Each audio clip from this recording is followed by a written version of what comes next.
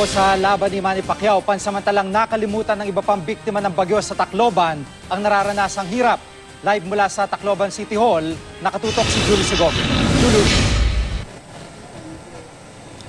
Jiggy, bahagyang napawi ang lungkot ng mga taga-Tacloban na sinalantangan ng bagyong Yolanda matapos manalo si Manny Pacquiao laban kay Brandon Rios. Napuno ng mga biktima ng bagyo ang dalawang tent sa labas ng Tacloban City Hall, kung saan nakapwesto ang free public viewing ng GMA Network sa Pacquiao-Rios fight. Tuwing makakapunto si Pacman.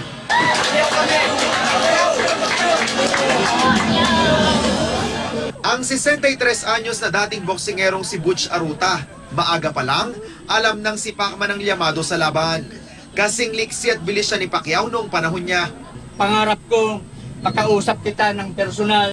Idol kita, gusto kong makamayang ka man lang. Sa plaza ng lungsod, may free viewing din na handog ang provincial government.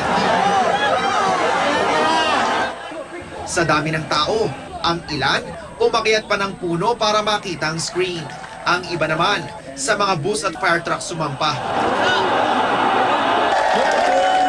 Tumigil din muna pansamantala sa kanilang trabaho ang mga pulis, sundalo, bumbero at mga kawani ng MMDA. Kahit pa matindi ang sikat ng araw sa lugar, tuloy sa panonood ang lahat.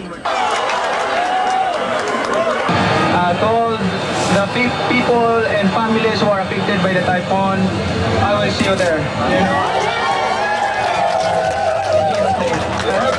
Sa kabila ng ganitong trahedya or calamity, nakakahay moral sa amin, Tagalite. Manny, wherever you are, maraming salamat sa inyo. You're bringing great pride to our country.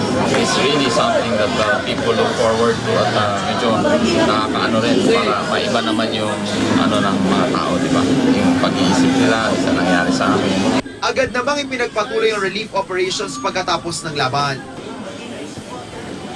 Kahit tapos na ang laban ni Pacman, bukas pa rin sa publiko ang viewing stations ng GMA Network hanggang sa maibalik ang normal na supply ng kuryente sa lungsod. Yan muna ang latest mula pa rin dito sa Tacloban.